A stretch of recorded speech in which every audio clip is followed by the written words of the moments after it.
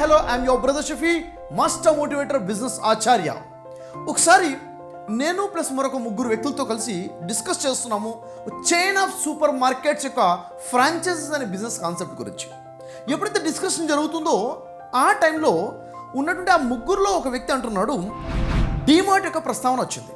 ఈ డీమార్ట్ గురించి మాట్లాడు, డీమార్ట్ అనేది చాలా పెద్ద మోసం. అది ఎందుకు ఆ టాపిక్ వచ్చిందంటే, అసలు డీమార్ట్లో ఇన్ని ఎక్కువ డిస్కౌంట్స్ ఎలా వస్తున్నాయి, ఇంత ఎక్కువ డిస్కౌంట్ ఎలా వస్తుంది, ఇంత తండోపతండాలుగా ప్రజలు ఎలా వెళ్తున్నారు, ఇంత సేల్ ఎలా, ఇంత తక్కువ టైంలో ఇంత సక్సెస్ ఎలా అయింది అంటే దాని వెనుక ఒక మోసం ఉంది, దాని వెనుక ఒక రహస్యం ఉంది. ఏంటది అంటే, తను ఇస్తున్న ఎక్స్ప్లెనేషన్ ఏంటి అంటే, డీమార్ట్ ఏదైతే వస్తువులు అమ్ముతుందో, డిస్కౌంట్లో అమ్ముతుందో, అంత ఎక్కువ డిస్కౌంట్ ఎలా ఇస్తుందంటే, మ్యానుఫ్యాక్చరర్తో తనకున్న రిలేషన్తో మ్యానుఫ్యాక్చరర్తో తను చెప్తుంది ఏంటంటే, మీరు వస్తువులు ఏవైతే తయారు చేస్తారో ఆ వస్తువులు తయారు చేసేటప్పుడు ఏదైతే వేస్ట్ వస్తుందో, అంటే వేస్ట్ అంటే సెకండ్ క్వాలిటీ, థర్డ్ క్వాలిటీ ఏదైతే ప్రోడక్ట్ ఉంటుందో దాన్ని వేస్ట్ చేయబాకండి, దాన్ని ఫస్ట్ గ్రేడ్ ప్యాకింగ్ తయారు చేసి మాకు ఇవ్వండి, మేము మార్కెట్లో అమ్ముతాము. అంటే తను చెప్తున్న ఆలోచన ఏంటంటే, ప్రొడక్ట్ లోపల ఉంటుంది మాత్రం సెకండ్ క్వాలిటీ, థర్డ్ క్వాలిటీలో ఉంటుంది, ప్యాకింగ్ మాత్రం ఫస్ట్ క్వాలిటీలో ఉంటుంది, కాబట్టి అంత తక్కువ డిస్కౌంట్లో ఇవ్వగలుగుతున్నాడు. అంటే ఇప్పుడు కొనే ప్రజలు ఏమని కొంటున్నారు, చాలా ఎక్కువ డిస్కౌంట్ ఉంది కదా, ఒకటి కొంటే ఒకటి ఫ్రీగా ఉంది కదా, ఎక్కడైతే రేట్లో రావట్లేదు కదా. నిజానికి చెప్పాలంటే రిటైల్ షాప్లో వాళ్ళకు కూడా అర్థం అవ్వట్లేదు, మాకే పడని రేటుకి ఇతను కస్టమర్కి ఎలా అమ్ముతున్నాడు విషయం ఈ రిటైల్ షాప్లో ఉన్న వాళ్ళకి అర్థం కావట్లేదు. వెనుకున్న రహస్యం ఏంటంటే, ఇది రహస్యము అని చెప్పేసి ఆ వ్యక్తి ఎక్స్ప్లెనేషన్ ఇస్తున్నాడు. అయితే మరి ఇక్కడ ఒకసారి ఆలోచించండి, ఒకవేళ ఇదే నిజమైతే ఇక్కడ ఎవరు నష్టపోతున్నారు? డీమార్ట్కి వెళ్ళి సరుకులు కొంటున్న వాళ్ళే కదా, చాలా తక్కువ రేట్లో మాకు సరుకులు వస్తున్నాయి, ప్రొడక్ట్స్ వస్తున్నాయని అనుకునే వాళ్ళే కదా చాలా ఎక్కువ నష్టపోతుంది. ఇంతకీ నేను మిమ్మల్ని అడుగుతున్న ప్రశ్న ఏంటంటే, మీలో ఎంతమంది డీమార్ట్కి వెళ్ళి సరుకులు కొంటున్నారు? ఒకసారి మీరు కామెంట్ బాక్స్లో కామెంట్ చేయండి, నాకు తెలుస్తుంది. అసలు మీ కామెంట్స్ నేను చదువుతాను. తర్వాత ఇప్పుడు మీకేమనిపిస్తుంది, అయ్యో ఇంత పెద్ద మోసం జరుగుతుందా అన్న ఫీల్లో మీరు ఉన్నారా? అసలు డిస్కౌంట్ ఎందుకు వస్తుందని మీరేమనుకున్నారు? ఒకసారి మీరు కామెంట్ చేయండి. అయితే ఇక్కడ డీమార్ట్ యొక్క కేస్ స్టడీ చాలా డీటెయిల్గా ఈరోజు నేను మీకు చెప్పబోతున్నాను. చాలా ఎక్కువ రీసెర్చ్ నేను చేశాను డీమార్ట్ గురించి, వాస్తవాలేంటి, అపోహలేంటి, ఇప్పుడు ఆ ఏ వ్యక్తి అయితే చెప్పాడో ఇది ఎంతవరకు నిజం, వాస్తవం ఏంటి, అసలు డీమార్ట్ ఇంత తక్కువ టైంలో దేశంలోనే అతి పెద్ద రిటైల్ బిజినెస్గా ఎలా విస్తరించగలిగింది, ఇంత సక్సెస్ ఎలా అవ్వగలిగింది. వాస్తవానికి ఈ డీమార్ట్ యొక్క ఫౌండర్ ఎవరు?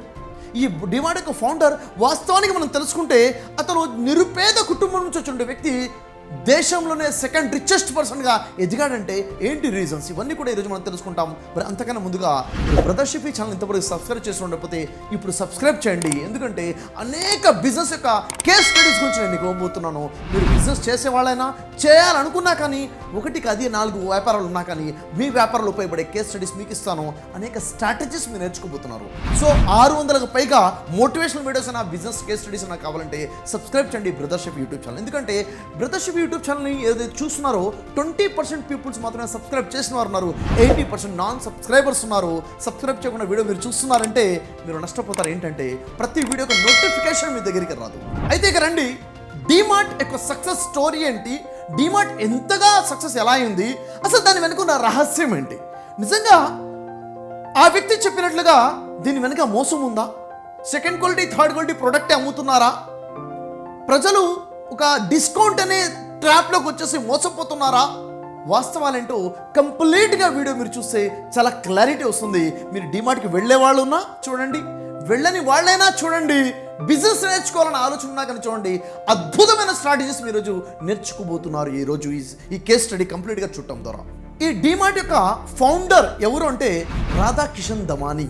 ఈ రాధాకిషన్ దమానీ ఒక మార్వాడి పేద కుటుంబంలో పుట్టి తను బిజినెస్లో ఎంతగా గురయ్యారంటే దేశంలోనే సెకండ్ రిచెస్ట్ పర్సన్గా తన స్థానాన్ని కూడా సంపాదించుకున్నారు. ఇప్పుడు 4th స్థానంలో తను రిచెస్ట్ పర్సన్గా ఉన్నారు. అంటే ఇంత రిచ్ పొజిషన్కి వెళ్ళడానికి గల కారణం ఏంటి, డీమార్ట్ ఇంత సక్సెస్ అవ్వడానికి ఉన్న ఆ రహస్యాలు ఏంటి, ఆ సీక్రెట్ ఆఫ్ సక్సెస్ ఏంటి, ఏ స్ట్రాటజీస్ వల్ల అంత సక్సెస్ అయింది, నిజంగా దీని వెనక ఏమైనా మోసం ఉందా, ఉంటే ఏముంది, లేకపోతే అసలు ఏ స్ట్రాటజీ ద్వారా బిజినెస్ సక్సెస్ అయింది అన్నది చాలా క్లారిటీగా చెప్పబోతున్నాను. దాదాపుగా 8 స్ట్రాటజీస్ ఈరోజు మీకు ఎక్స్ప్లెనేషన్ ఇస్తాను. 8 పాయింట్లు నేను మీకు చెప్తాను, ఒక్కొక్క పాయింట్ నోట్ చేసుకోండి. మీకు ఏదైనా స్ట్రాటజీ నచ్చింది అనిపిస్తే వెంటనే కామెంట్ చేయండి, నేను మీ కామెంట్ని చదువుతాను. ఏ స్ట్రాటజీ మీ బిజినెస్లో మీరు ఉపయోగించబోతున్నారో అది కూడా మీరు తెలియచేయండి. The founder, chairman and DMart Radhakishan Damani తన జీవితాన్ని చూస్తే చాలా సింపుల్ లైఫ్ లీడ్ చేసే వ్యక్తి. ఒకప్పుడు చాలా పేద కుటుంబం నుంచి, మార్వాడి కుటుంబం నుంచి వచ్చి తన యొక్క నాన్నగారు ఒక కంపెనీలో జాబ్ చేసే వ్యక్తి. ఆ స్థాయి నుంచి తన గ్రోత్ ఎలా జరిగింది ఏంటి చూస్తున్నాము. నిజంగా రాధాకృష్ణ దమాని చూసినట్టయితే వెరీ సింప్లీ లైఫ్ లీడ్ చేసిన వ్యక్తి. ఎప్పుడు కూడా వైట్ డ్రెస్ మాత్రమే మెయింటైన్ చేస్తారు. అతన్ని మిస్టర్ వైట్ అని కూడా చాలామంది పిలుస్తుంటారు. అతను ఎక్కడ సోషల్ గ్యాదరింగ్లో కనబడాడు. మీరు చూసినా కానీ యూట్యూబ్లో ఏ ఒక్క ఇంటర్వ్యూ కూడా మీరు చూడలేరు రాధాకృష్ణ దమాని యొక్క ఇంటర్వ్యూ. ఎందుకంటే మీడియా ముందుకు రావడం తనకి ఇష్టం లేదు. చాలా సింపుల్గా లో ప్రొఫైల్లోనే వ్యాపారం చేయాలన్నది తన యొక్క ఆలోచన. అయితే తన బిజినెస్ స్ట్రాటజీస్లో మొదటి స్ట్రాటజీ ఏంటంటే ఫండమెంటల్స్ చాలా స్ట్రాంగ్గా కలిగి ఉండడము. అంటే దీని యొక్క ఫౌండర్ అంటే రాధాకృష్ణ దమాని బిజినెస్లో తన యొక్క ఫౌండేషన్ చాలా స్ట్రాంగ్గా ఉండడము. అసలు రండి జర్నీ ఎలా స్టార్ట్ అయిందో చూద్దాం. ముందుగా ఈ రాధాకృష్ణ దమాని ఏం చేసేవారంటే స్టాక్ మార్కెట్లో ఒక బ్రోకర్గా ఉండేవారు. అంటే ఒక బ్రోకర్గా ఉండి స్టాక్ మార్కెట్లో ప్రజలకు ఇన్వెస్ట్ చేసేటువంటి దాంట్లో సహాయం చేసేవారు. అప్పుడు కొద్ది డబ్బు సంపాదించుకునేవాడు. ఆ డబ్బు ఇంటి ఖర్చులు సరిపోయాయి. కానీ ఉన్నత స్థాయిలో డబ్బు సంపాదించాలంటే ఈ బ్రోకరిజం వల్ల అవ్వదు అన్న విషయం క్లారిటీ తనకు వచ్చింది. తనకు వచ్చిన ఆలోచన ఏంటంటే ఎప్పటివరకు నేను స్వయంగా డబ్బులు ఇన్వెస్ట్ చేయను అప్పటి వరకు నేను ఉన్నత స్థాయిలో డబ్బులు సంపాదించలేను అన్న క్లారిటీ వచ్చిన తర్వాత తను సంపాదిస్తున్న కొంచెం డబ్బులోంచి కొంచెం సేవ్ చేసి ఇన్వెస్ట్ చేయడం మొదలుపెట్టాడు స్టాక్ మార్కెట్లో. ఇది మొట్టమొదటిగా తను చేసినటువంటి స్టెప్. అయితే తను ఎప్పుడైనా ఏదైనా కంపెనీలో ఒక్క షేర్ కొనాలన్నా కానీ ఆ కంపెనీని ఎంతగా స్టడీ చేసేవారంటే ఆ కంపెనీలో ఉన్న 100% షేర్స్ కొంటే ఎంత ఆలోచించాలి అంతగా ఆలోచించేవాడు ఒక్క షేర్ కొనాలన్నా కానీ.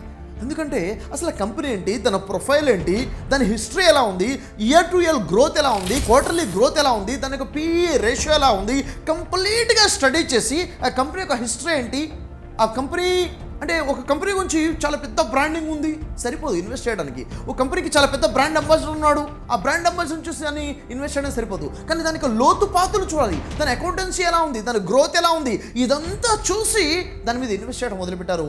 నిజంగా చెప్పాలంటే రాధాకృష్ణ దమాని యొక్క ఇన్వెస్ట్మెంట్లో ఎంత ఇంటలెక్చువల్ పర్సన్ అంటే ఇన్వెస్ట్మెంట్ ఎంత పర్ఫెక్ట్గా చేస్తానంటే తను చేసిన ఏ ఇన్వెస్ట్మెంట్ కూడా లాస్ అవ్వలేదు. ప్రతి ఇన్వెస్ట్మెంట్ కూడా రిటర్న్స్ చాలా ఉన్నతంగా వచ్చాయి. వారెన్ బఫెట్ గురించి మీరు వినుంటారు. ఇండియన్ వారెన్ బఫెట్ అని రాధాకృష్ణ దమానిని పిలుస్తారు. అంటే అంత ఉన్నతమైన పేరు తను సంపాదించాలంటే ఎంత ఇంటలెక్చువల్ ఇన్వెస్టర్ అన్నది ఇక్కడ మీకు క్లారిటీ వస్తుంది. ఈ స్టాక్స్ మీద ఇన్వెస్ట్ చేయడం ద్వారానే తను సెల్ఫ్ మేడ్ బిలియనర్గా ఎదిగాడు. సెల్ఫ్ మేడ్ బిలియనర్ పొజిషన్కి వచ్చారంటే నిజంగా ఒక ఇండియాలోనే సెకండ్ రిచెస్ట్ పర్సన్ స్థాయికి వచ్చారంటే ఇన్వెస్ట్మెంట్స్ ద్వారానే, ఈ స్టాక్ మార్కెట్ ద్వారానే అంత గొప్ప రిచెస్ట్ పర్సన్గా తను ఎదగలిగారు. షేర్స్ యొక్క ఇన్వెస్ట్మెంట్లో ఏ స్థాయిలో ఉండేవారంటే 1991లో HDFC బ్యాంక్ స్వయంగా ప్రకటిస్తుంది the biggest individual share holder ఎవరైనా ఉన్నారంటే రాధాకృష్ణ దమాని అని చెప్పేసి ప్రకటిస్తుంది. ఈ స్థాయిలో వారు షేర్స్ మీద ఇన్వెస్ట్ చేయడంలోనే తను సెల్ఫ్ మేడ్ బిలియనర్గా ఎదిగారు.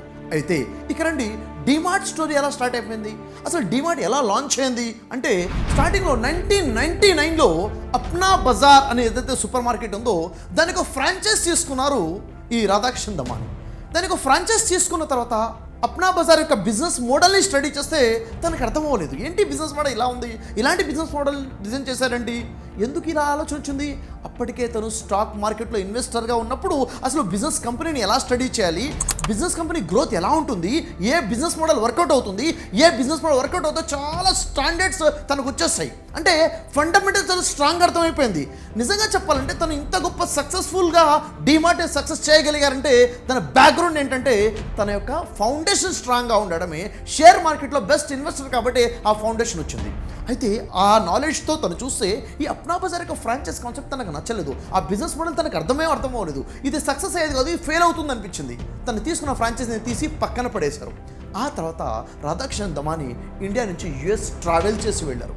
అక్కడ ఉన్నటువంటి వాల్మార్ట్ సూపర్ మార్కెట్స్ ఏవైతే ఉన్నాయో చాలా బిగ్గెస్ట్ ఫేమస్ చైన్ వాల్మార్ట్ని స్టడీ చేశారు. అసలు దీని బిజినెస్ మోడల్ ఎలా ఉంది, ఎందుకు ఇంతగా సక్సెస్ అయింది. వాల్మార్ట్ని కంప్లీట్గా స్టడీ చేసిన తర్వాత వరల్డ్ ఫేమస్ రిటైల్ కంపెనీ అది స్టడీ చేసిన తర్వాత తనకి ఆ బిజినెస్ మోడల్ అర్థమైపోయింది. తనకు ఆలోచన వచ్చింది ఎంత చక్కగా బిజినెస్ మోడల్ ఉంది, ఎస్ ఈ స్ట్రాటజీ ప్రకారంగా మనం ఇండియాలో లాంచ్ చేయొచ్చు అన్న ఆలోచనతో వారు ఏం చేశారంటే ఇండియాకి ట్రావెల్ చేసి వచ్చారు. 2002లో తను డిజైన్ చేశారు ఒక బిజినెస్ మోడల్ని. డీమార్ట్ని ఫస్ట్ ఒక స్టోర్ని లాంచ్ చేశారు బాంబే బేస్ చేసుకుని. 2002లో ఫస్ట్ డీమార్ట్ స్టార్ట్ అయింది. ఒక ఇన్వెస్టర్గా ఒక షేర్ హోల్డర్స్ కంపెనీలో ఎలా ఇన్వెస్ట్ చేయాలో ఆ నాలెడ్జ్ మొత్తం కూడా డీమార్ట్ యొక్క సక్సెస్కి ఉపయోగపడిందని చెప్పాలి. ఉదాహరణ చూడండి, 2002 నుంచి 2010 వరకు, అంటే ఈ 8 సంవత్సరాలలో తను ఓపెన్ చేసిన స్టోర్స్ ఏంటంటే 1, 2, 3, 4, 5, 25 స్టోర్స్ ఓపెన్ చేశారు. అంటే మొదటి ఈ 8 ఇయర్స్ తను ఓపెన్ చేసింది 1 నుంచి 25 స్టోర్స్. ఆ తర్వాత 2010 నుంచి 2023 ఇప్పటివరకు చూసుకున్నట్లయితే మోర్ దెన్ 300 స్టోర్స్ ఓపెన్ చేశారు. ఈరోజు పొజిషన్ ఏంటంటే 300 కన్నా ఎక్కువ స్టోర్స్ ఇండియా వ్యాప్తంగా అనేక రాష్ట్రాల్లో తను డీమార్ట్స్ ఓపెన్ చేస్తున్నారు. 10,713 మంది పర్మనెంట్ ఎంప్లాయీస్ తన దగ్గర ఉన్నారు. 58,597 మంది కాంట్రాక్ట్ బేస్డ్ ఎంప్లాయీస్ తన దగ్గర ఉన్నారు. ఇంత సక్సెస్ఫుల్గా ఎలా లాంచ్ చేయారంటే తన స్ట్రాటజీస్లో మొదటి స్ట్రాటజీ తన ఫౌండేషన్ చాలా స్ట్రాంగ్గా ఉండడము, ఫండమెంటల్స్ స్ట్రాంగ్గా ఉండడము, బిజినెస్ మీద చాలా గ్రిప్ ఉండడము. ఈరోజు మార్కెట్లో ఏ వ్యక్తి అయినా బిజినెస్లో ఫెయిల్ అయిపోతున్నాడంటే కారణం ఏంటో తెలుసా?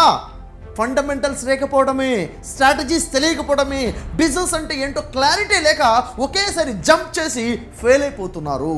అలాంటి వాళ్ళకి నేను చెప్తున్నాను, business is a science. Business అనేది ఒక సైన్స్. అంటే స్ట్రాటజీస్తో కూడినటువంటి వ్యాపారమే సక్సెస్ అవుతుంది.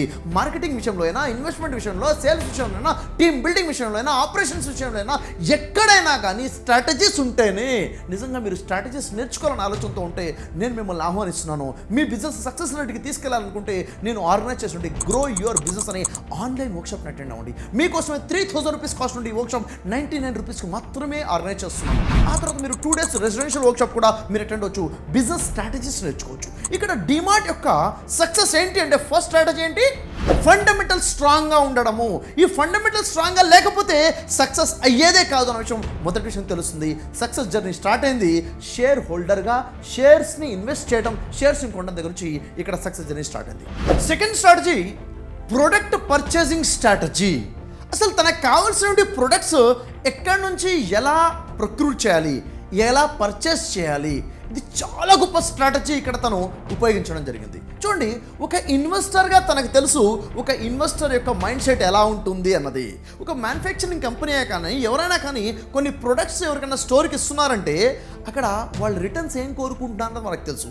ఎప్పుడైతే తను స్టార్ట్ చేయాలనుకున్నాడో, ఫస్ట్ స్టోర్ లాంచ్ చేయాలనుకున్నాడో, తనకు కావాల్సిన ప్రొడక్ట్స్ ఏంటి, దాని మ్యానుఫ్యాక్చరర్స్ ఎవరు, వాడి డీలర్స్ ఎవరు, దాని హోల్సేలర్స్ ఎవరు, ఎక్కడి నుంచి సప్లై అవుతుంది, వాళ్ళని కలిసిన తర్వాత వాళ్ళతో అయిన డిస్కషన్లో ఫస్ట్ పాయింట్ చూడండి, నాకు ఇంత ప్రోడక్ట్ కావాలి, ఇలా కావాలి, ఇలా ఒక స్టోర్ ఓపెన్ చేయబోతున్నాను. స్టార్టింగ్లో ఉన్నది సింగిల్ స్టోర్ మాత్రమే, ఒకే ఒక స్టోర్ మాత్రమే. అప్పుడు ఎప్పుడైతే మాట్లాడారో, ఎస్ తప్పకుండా ఈ స్టోర్స్ ఈ విధంగా ప్రొడక్ట్స్ ఈ విధంగా, మీరు ఎంత టైం ఇస్తారు క్యాష్ కోసము, క్యాష్ పేమెంట్ కోసం ప్రొడక్ట్ ఇచ్చిన తర్వాత ఎంత సమయం ఇస్తారంటే 30 days టైం ఇస్తాను అని చెప్పడం జరిగింది. 30 days టైం ఇస్తానని చెప్పినప్పుడు ఇతర ఏమన్నారంటే ఎంత ప్రైస్కి ఇస్తారు. ఫర్ ఎగ్జాంపుల్ 100 రూపాయల ప్రోడక్ట్ 90 రూపీస్కి ఇస్తానని చెప్పారనుకోండి. 90 రూపీస్కి మీకు ఇస్తున్నాము, సరే అయితే నేను మీకు 7 daysలోనే క్యాష్ పే చేస్తాను. మరి ఇంత తొందరగా క్యాష్ పే చేస్తున్నాను కాబట్టి నాకు ఏ స్పెషల్ ప్రైజ్ ఇస్తారు? దీన్ని క్యాష్ డిస్కౌంట్ అని చెప్పడం జరుగుతుంది. అంటే ఇంత తక్కువ టైంలో క్యాష్ పే చేస్తే ఎంత డిస్కౌంట్ ఇస్తావు? నిజంగా చెప్పాలంటే మార్కెట్ ఎలా ఉంటుంది? మార్కెట్లో మినిమమే 30 days టైంలోనే క్యాష్ పేమెంట్ అనేది ఉంటుంది. ఉదాహరణకి రిలయన్స్ ఉన్నాయి, రిలయన్స్ మార్ట్ చూసుకున్నట్లయితే ఎక్కడి నుంచి ప్రోడక్ట్ తీసుకున్నా 30 days సర్కిల్ మెయింటైన్ చేస్తుంది రిలయన్స్. అదే బిగ్ బజార్ చూసుకుంటే 90 days టైం మెయింటైన్ చేస్తుంది క్యాష్ ఫ్లో కోసం. ఎప్పుడైతే 7 daysలో మనీ ఇస్తానని చెప్పేసరికి అక్కడ వాళ్ళు ఆశ్చర్యపోయారు. 7 daysలో క్యాష్ ఫ్లోనా అంటే వాళ్ళకి ఎంత లాభం జరుగుతుంది? దానికోసము ఆ 90 రూపీస్ వాల్సిన ప్రోడక్ట్ 85 రూపీస్కే ఇస్తామని చెప్పేసి కమిట్మెంట్. ఎగ్జాంపుల్ మీకు చెప్తున్నాను, అంటే 100 రూపీస్ 90 రూపీస్కి రావాల్సింది 85కి వచ్చేస్తుంది. ఎప్పుడైతే తనకి ప్రోడక్ట్ తక్కువ రేట్లో వచ్చిందో మార్కెట్లో ఆ లాభాన్ని తను ఉంచుకోవడం కాకుండా ఆ మార్జిన్ కస్టమర్కి ఇచ్చే ప్రయత్నం చేయడం జరిగింది. ఎప్పుడైతే ఆ మార్జిన్ కస్టమర్కి ఇవ్వడం మొదలుపెట్టారో, అంటే బయట 90 రూపీస్కి కొన్న వ్యక్తి 92కో 93కి అమ్ముతాడు కదా, మరి ఇతనికి వచ్చిందే 85 రూపీస్కి, ఇతను అంతకన్నా తక్కువ రేటుకి అమ్మడం మొదలుపెట్టినప్పుడు డిస్కౌంట్ అనే కాన్సెప్ట్ బయటకు వచ్చింది. అంటే లాభం ఎవరికి ఇవ్వాలి? కస్టమర్కి లాభాన్ని ఇవ్వాలి అన్నది మొదటి స్టెప్. గమనించండి ఎన్ని స్టెప్స్లో స్ట్రాటజీ ఉందో చూడండి. మరి ఎప్పుడైతే రేట్ తక్కువ వస్తుందో కస్టమర్ మైండ్ సెట్ ఏంటి? Lower middle class, poor and middle class mind set ఎలా ఉంటుందంటే ఒక్కొక్క రూపాయి చూస్తారు. ఎంఆర్పి రేట్ ఎంత ఉంది? 23 రూపాయలు. మనకెంత వస్తుంది? 21 రూపాయి. 2 రూపాయల లాభం జరిగింది, 1 రూపాయి లాభం జరిగింది. ఇక్కడైతే 22 రూపాయలు, అక్కడైతే 21 రూపాయి. ప్రతి దాని గురించి ఎక్కడ చూసినా ఎంఆర్పి రేట్కి వస్తాయి కదా. అది 1 రూపాయి తగ్గిందంటే ఓవరాల్గా ఇన్ని ప్రొడక్ట్స్ మీద 100 రూపాయలు తగ్గాయంటే 100 రూపాయలు అంటే ఇది వర్డ్ ఆఫ్ మౌత్ ద్వారా ఇతను వాళ్ళకి చెప్పడం, వాళ్ళు వీళ్ళకి చెప్పడం, అక్కడ రేటు తగ్గుతుంది, ఎంఆర్పీ కన్నా తక్కువ ఉంది, ఇక్కడ కన్నా అక్కడ రేటు తక్కువ ఉంది. ఈ అడ్వర్టైజ్మెంట్ ద్వారా ఫ్లో పెరిగింది. ఎప్పుడైతే ఫ్లో పెరిగిందో అక్కడ సేల్స్ పెరిగాయి. ఎప్పుడైతే సేల్స్ పెరిగాయో క్యాష్ ఫ్లో పెరిగింది. క్యాష్ ఫ్లో పెరిగిందో అక్కడికి క్యాష్తో పాటు నాకు ప్రోడక్ట్ ఎక్కువ కావాలి, నేను ఇంత ప్రోడక్ట్ తీసుకున్నాను కదా, ఇప్పుడు నాకు ప్రోడక్ట్ ఇది కాదు కావాల్సి, నాకు ఇంత ప్రోడక్ట్ కావాలి అని చెప్పేసి బల్క్ పర్చేసింగ్కి వెళ్ళారు. బల్క్ పర్చేసింగ్ వెళ్ళినప్పుడు విత్ క్యాష్తో పాటు క్యాష్ డిస్కౌంట్ ఎలాగో ఉంది, బల్క్ పర్చేసింగ్ కోసం మళ్ళీ నాకేమి ఇస్తావు? ఇది సెకండ్ స్ట్రాటజీ. నేను చూడండి, ఒక 10 కేజీలు కొంటే రేట్ ఎంత ఉంటుంది, 1000 కేజీలు కొంటే రేట్ ఎలా ఉంటుంది? ఒక రేట్ అయితే ఉండదు కదా. బల్క్ పర్చేసింగ్ మీద హై వాల్యూ పర్చేసింగ్ డిస్కౌంట్ తీసుకోవడం జరిగింది. అంటే ఫర్ ఎగ్జాంపుల్ ఇక్కడ చూసినట్టు 100 రూపాయలది 90 రూపాయలకి రావాల్సింది 85గా వచ్చింది క్యాష్ డిస్కౌంట్ ద్వారా. బల్క్ పర్చేసింగ్ ద్వారా 80 రూపీస్గా వచ్చింది. ఈ లాభం ఎవరి కోసము? స్టోర్ ఓనర్ కోసం కాదు, మళ్ళీ కస్టమర్ కోసమే. అంటే బయట ఎక్కడా కూడా దొరకనటువంటి ప్రైస్కి ఇతనిచ్చే అవకాశం వచ్చేసింది. కాబట్టి క్యాష్ డిస్కౌంట్ అయినా కస్టమర్ కోసమే, బల్క్ పర్చేసింగ్ డిస్కౌంట్ అయినా కస్టమర్ కోసమే. ఏమైపోయింది? డిస్కౌంట్ పెరిగిపోయింది. అది కూడా కనబడే డిస్కౌంట్ ఉంది, చెప్పుకోదగ్గ డిస్కౌంట్ ఉంది. ఇది కొంటే ఇది ఫ్రీ, 2 కొంటే 1 ఫ్రీ అన్న కాన్సెప్ట్ వచ్చేసింది. అరే ఎక్కడా లేదు, వీళ్ళు ఎలా వస్తున్నారు? ఇంకా మౌత్ వైడ్ రిజల్ట్ పెరిగిపోయింది, కస్టమర్స్ ఫ్లో పెరిగిపోయింది, వచ్చింది తక్కువగా వస్తుందని చెప్పేసి ఇంకా ఎక్కువ కొంట మొదలు పెట్టేశారు. ఇంకా సేల్ పెరిగింది, సర్కిల్ పెరుగుతుంది. చూడండి, ఈ విధంగా ఎప్పుడైతే హై వాల్యూమ్ పర్చేసింగ్ మొదలైపోయిందో, ఇంత కొంటే ఈ గిఫ్ట్, ఇంత అమ్ముతే ఇంత గిఫ్ట్, ఇంత అమ్ముతే ఇంత గిఫ్ట్ అని స్పెషల్ గిఫ్ట్స్ ఏవైతే ఉంటాయో బల్క్ సేల్స్ మీద, ఆ గిఫ్ట్స్ కూడా ఈ కంపెనీకి రావటం మొదలుపెట్టాయి. మరి అది కూడా ఎక్స్ట్రా బెనిఫిట్. ఎప్పుడైతే ఇంత బల్క్ పర్చేసింగ్ క్యాష్ పేమెంట్ ఉందో, ఆ తర్వాత మధ్యలో కంపెనీకి డిమార్ట్కి మధ్యలో ఎవరైతే డీలర్స్ ఉన్నారో ఆ డీలర్స్ కూడా లేకుండా పోయారు. ఎప్పుడైతే డీలర్స్ లేకుండా డైరెక్ట్ మ్యానుఫ్యాక్చర్తో టైప్ అయిపోయిందో, ఇక్కడ ఇద్దరికి బెనిఫిటే. ఏంటా బెనిఫిట్? మ్యానుఫ్యాక్చర్కి డీలర్కి ఇవ్వాల్సిన కమిషన్ ఇవ్వాల్సిన అవసరం లేదు. మరి ఆ కమిషన్ బెనిఫిట్ కూడా మ్యానుఫ్యాక్చరర్కి, లేకపోతే మళ్ళీ డిమార్ట్కే. అంటే మళ్ళీ ఇంకొక ప్రైస్ మళ్ళీ తగ్గడం జరిగింది. ఇక్కడ ఓవరాల్గా చూసుకున్నట్లయితే క్యాష్ డిస్కౌంట్ కానివ్వండి, బల్క్ పర్చేస్ డిస్కౌంట్ కానివ్వండి, వాల్యూమ్ డిస్కౌంట్ కానివ్వండి, తర్వాత డీలర్కి వచ్చే మార్జిన్ డిస్కౌంట్ మైనస్ అయిపోవడం కానివ్వండి, ఇలా చూసుకున్నట్లయితే ఆ తర్వాత వాల్యూమ్ సేల్ గిఫ్ట్స్ ఏవైతున్నాయో ఈ బెనిఫిట్స్ పెరుగుతున్నాయి. ఓవరాల్గా ఏమైపోయింది? మ్యానుఫ్యాక్చరర్ హ్యాపీగా ఉన్నాడు, డిమార్ట్ హ్యాపీగా ఉంది, కస్టమర్ కూడా హ్యాపీగా ఉన్నాడు. ఓవరాల్గా వాల్యూమ్ ఆఫ్ సేల్స్ అనేవి పెరగడం జరిగింది. మరి ఎప్పుడైతే ఇంత ఎక్కువగా సేల్స్ మెయింటైన్ చేయడం మొదలుపెట్టాడో, ఇంత ఎక్కువగా పర్చేస్ చేయడము, సేల్ చేయడము, స్ట్రాంగ్ రిలేషన్ ఏర్పడిపోయింది మ్యానుఫ్యాక్చర్ ద్వారా. ఎందుకంటే చూడండి, ఒక మ్యానుఫ్యాక్చర్ ఏం చూస్తాడు? తనకు కావాల్సింది ఏంటిది? ఆన్ టైంకి మనీ రావడము, అంతకన్నా ముందు డబ్బు రావడము, ఎక్కువ ప్రొడక్ట్ సేల్స్ రావడము. ఇదంతా కూడా డిమార్ట్ ద్వారా మ్యానుఫ్యాక్చర్స్కి లాభం జరుగుతుంది. తర్వాత మూడో స్ట్రాటజీ, డిమార్ట్ యొక్క సక్సెస్కి మూడో స్ట్రాటజీ ఏంటంటే, డిమార్ట్ యొక్క పూర్తి ఫోకస్ ఎక్కడ ఉంటుంది? కస్టమర్ డిస్కౌంట్ మీదనే ఉంటుంది. దానికోసము మరొక ఆలోచన డిమార్ట్ ఏం చేసిందంటే, డిమార్ట్లో ఉన్న స్ట్రాటజీ ఏంటంటే స్లాటింగ్ ఫీ. ఏంటి స్లాటింగ్ ఫీ? చూడండి, ఎన్నో కంపెనీస్ ఉన్నాయి. ఒక సబ్బు అమ్మే 10 కంపెనీలు ఉంటాయి, పేస్ట్ అమ్మే 10 కంపెనీలు ఉంటాయి, ప్రతి ప్రోడక్ట్ సంబంధించిన అనేక కంపెనీలు ఉంటాయి కదా. ఈ కంపెనీతో మాట్లాడితే, సరే నీ ప్రోడక్ట్ ఉంది, నీ ప్రోడక్ట్ మార్కెటింగ్ కోసం నువ్వు ఎంత ఖర్చు పెడతావు? ఎస్, టీవీ యాడ్ కోసం ఇంత, పేపర్ యాడ్ కోసం ఇంత, హోర్డింగ్ కోసం ఇంత, బ్రాండింగ్ కోసం ఇంత. సరే, కస్టమర్ కొనడానికి నా స్టోర్కి వచ్చినప్పుడు, అతను కొనడానికి సిద్ధంగా ఉన్నప్పుడు, ఎప్పుడో చూసిన అడ్వర్టైజ్మెంట్ మర్చిపోతాడేమో, కొనడానికి సిద్ధంగా ఉన్నప్పుడు నీ ప్రోడక్ట్ని నేను చూపిస్తాను. ఎలా? ముందు కనిపడేలా చూపిస్తాను, ర్యాక్లో అందరికన్నా ముందు ఉండేలా చూపిస్తాను, చేతికి అందుబాటులో ఉండేలా చూపిస్తాను, కంటి చూపు పడేలా నేను చూపిస్తాను, ఐ క్యాచీగా పెడతాను, హ్యాండ్ క్యాచీగా పెడతాను, ఇలాంటి స్లాట్ నీకు ఇస్తాను, ఈ ర్యాక్ నీకు ఇస్తాను. ఇది కావాలా? ఎస్, ఇక్కడ నాకు కావాలెందుకు? ఇక్కడ పడితే ఎక్కువ సేల్ అవుతుంది, నా బ్రాండింగ్ అవుతుంది. అక్కడ కోట్లు ఖర్చు పెడుతున్నాను, ఇక్కడ బ్రాండింగ్ చాలా బలంగా ఉంటుందని. ఈ విధంగా తనకి ఎప్పుడైతే అర్థమవుతుందో కన్విన్స్ చేసి, ఈ స్లాట్కి ఇంత ఫీ, ఈ ర్యాక్ నీకు ఇవ్వాలంటే దీనికోసం స్పెషల్ ఫీ అని చెప్పేసి మ్యానుఫ్యాక్చర్ని కన్విన్స్ చేసుకొని ఎక్స్ట్రా ఏం చేశాడు? 100 రూపాయలది 90కి రావాల్సింది క్యాష్ డిస్కౌంట్ వల్ల 85కి వచ్చింది, బల్క్ వాల్యూమ్ పర్చేసింగ్ వల్ల 80కి వచ్చింది. ఆ 80కి వచ్చిన తర్వాత ఇంకా ఎక్స్ట్రా ఏం వస్తుంది తనకి? స్లాట్ ఫీ కూడా వస్తుంది, ర్యాక్ ఫీస్ కూడా తీసుకుంటున్నాడు. ఆ ర్యాక్ ఫీ కూడా డిస్కౌంట్ కస్టమర్ కోసమే. ఎందుకంటే కస్టమర్ని అట్రాక్ట్ చేయడమే మెయిన్ ఉద్దేశం డిమార్ట్. మరి ఎప్పుడైతే ఇంకా ప్రైస్ తగ్గిపోయిందో, 2 కొంటే 1 ఫ్రీ, 1 కొంటే 1 ఫ్రీ అనేసరికి ఏమవుతుంది? డిస్కౌంట్ ఎప్పుడైతే పెరిగిపోతుందో, ఆఫర్స్ ఎప్పుడైతే కనిపిస్తుంటాయో, బంపర్ ఆఫర్స్ కనిపిస్తుంటాయో, బై 1 గెట్ 1 ఆఫర్స్ కనిపిస్తుంటాయో, ఆ కస్టమర్ కూడా టెంప్ట్ అయిపోతాడు. కస్టమర్ సైకాలజీ ఏంటి ఇక్కడ? కస్టమర్ సైకాలజీ ఏంటి? తక్కువగా వస్తుంది ఎక్కువ కొనేసే, తక్కువగా వస్తుంది ఎక్కువ కొనేసే అని చెప్పేసి వచ్చి బల్క్లో కొనే ప్రయత్నం చేస్తుంటారు. డిమార్ట్కి వెళ్ళేటోడు 1 కొనడు, 2 కొనడు, బల్క్లో పర్చేస్ చేసి వెళ్ళే ప్రయత్నం చేస్తాడు, బ్యాగులు నింపుకొని వెళ్ళే పర్చేస్ చేస్తుంటాడు. అంటే ఎందుకు అలా ఉంది? డిస్కౌంట్. ఎక్కడ కూడా మీరు అక్కడ వెళ్ళి ఒక సింగిల్ సోప్ కొందామంటే దొరకపోవచ్చు. 3 సోపులు 4 సోపులు కలిపి వ్రాపింగ్ ఉంటుంది. అంటే బల్క్ సేల్ అనే కాన్సెప్ట్ ఎక్కడ ఉంది? ఒక చిన్న సైజు పేస్టులు షాంపూలు ఉండవు, పెద్ద పెద్ద బాటిల్ షాంపూల్స్ ఉంటాయి, పెద్ద పెద్ద పేస్టులు ఉంటాయి. అంటే huge size bulk purchase, bulk sales అన్న కాన్సెప్ట్లోనే అక్కడ లాంచ్ చేయడం జరుగుతుంది. ఆ ఆలోచనతోనే వస్తారు, ఆ ఆలోచనతోనే పర్చేస్ కూడా అవుతుంది, సేల్స్ కూడా అక్కడ జరుగుతూ ఉంటాయి. మీకు మంచి లైఫ్ లీడ్ చేద్దాము, ఆరోగ్యవంతమైన కుటుంబం కావాలి, నాకు నా కుటుంబానికి నా తల్లిదండ్రులకు మంచి ఆరోగ్యం కావాలి అన్నది మీ ఆలోచనే ఉంటే ఆర్థికంగా నిలదొక్కుకోవాలి, ఆర్థికంగా ఒక గొప్ప స్థాయికి వెళ్ళాలి, ఒక మంచి వ్యాపారం చేయాలి అన్న ఆలోచన కనుక ఉంటే ఈ 2 ప్రశ్నలకి ఒకే సమాధానం. నేను మిమ్మల్ని ఆహ్వానిస్తున్నాను. ఒక మంచి వ్యాపారం చేస్తూ ఆర్థికంగా ఉన్నత స్థాయికి వెళ్తూ కుటుంబాన్ని ఆరోగ్యంగా ఉంచుకునేందుకున్నటువంటి గొప్ప అవకాశం తెలుసుకునేందుకు ఈ కార్యక్రమానికి అటెండ్ అవ్వండి. ఈ నెంబర్కి మీరు కాల్ చేయండి, డీటెయిల్స్ తెలుసుకోండి. రండి, కలిసి ఆరోగ్యంగా సమాజాన్ని నిర్మిద్దాం, ఆర్థికంగా ఉన్నత స్థాయికి వెళ్దాం. ఇప్పటివరకు మనం 3 స్ట్రాటజీస్ చూసాం. 1, డిమార్ట్ సక్సెస్ అవ్వడానికి మొదటి స్ట్రాటజీ ఏంటిది? ఫౌండేషన్ స్ట్రాంగ్గా ఉండడం, బిజినెస్ మైండెడ్ స్ట్రాంగ్గా ఉండడం. ఆ ఫౌండేషన్ లేకపోతే డిమార్ట్ లేదు, ఆ ఎక్స్పీరియన్స్ లేకపోతే డిమార్ట్ లేదు. అంటే ఫండమెంటల్ స్ట్రాంగ్గా ఉండడం వల్ల డిమార్ట్ సక్సెస్ అయింది. సెకండ్ స్ట్రాటజీ ప్రొడక్ట్ పర్చేసింగ్లో strategy, cash discount, volume discount, హైనా, ఇలా ఈ విధంగా డిస్కౌంట్స్ మీద వెళ్ళడము. థర్డ్ స్ట్రాటజీ స్లాటింగ్ ఫీ, ఆ ర్యాక్ ప్లేస్మెంట్ కోసం ఫీజు తీసుకోవడము. ఆ తర్వాత 4th స్ట్రాటజీ ఏం యూజ్ చేస్తుంది డిమార్ట్? 4th స్ట్రాటజీ చూడండి, strong control on operational expenses. ఏవైతే ఆపరేషనల్ ఎక్స్పెన్సెస్ ఉన్నాయో దాని మీద చాలా స్ట్రాంగ్ కంట్రోల్ చేస్తుంది. ఖర్చులు తగ్గించడమే దాని యొక్క ప్రైమ్ ఉద్దేశంగా ఉంది. ఎందుకంటే ఖర్చులు పెరిగితే ప్రొడక్ట్ రేట్ పెరుగుతుంది, కస్టమర్కి రేట్ పెరుగుతుంది, కస్టమర్కి భారంగా ఉంటుంది.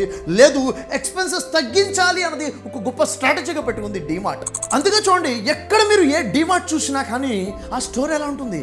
వెరీ సింపుల్ ఇంటీరియర్ ఉంటుంది, లగ్జరస్ ఇంటీరియర్ కాదు, అట్రాక్టివ్ ఇంటీరియర్ కాదు, చాలా సింపుల్ ఇంటీరియర్స్ మెయింటైన్ చేస్తారు. మీరు ఎప్పుడు కూడా ఎక్కడ కూడా డిమార్ట్ని పెద్ద పెద్ద మాల్స్లో డిమార్ట్ ఉన్నట్టుగా ఫలానా మాల్ 2nd ఫ్లోర్లో డిమార్ట్ ఉంది అలా ఎక్కడ మీరు చూడరు. దాని ఇండివిజువల్గా చాలా సింపుల్ ఇంటీరియర్స్ మాత్రమే మెయింటైన్ చేస్తారు. అక్కడ మోడర్న్ సిస్టమ్స్ కనపడవు, అక్కడ సోఫా సెట్స్ కనపడవు, అక్కడ చైర్స్ కనపడవు, అక్కడ స్పెషల్ టేబుల్స్ కానివ్వండి, స్పెషల్ చైర్స్ కానివ్వండి, అలాంటిది ఏది ఉండదు. చాలా సింపుల్గా ఉంటుంది.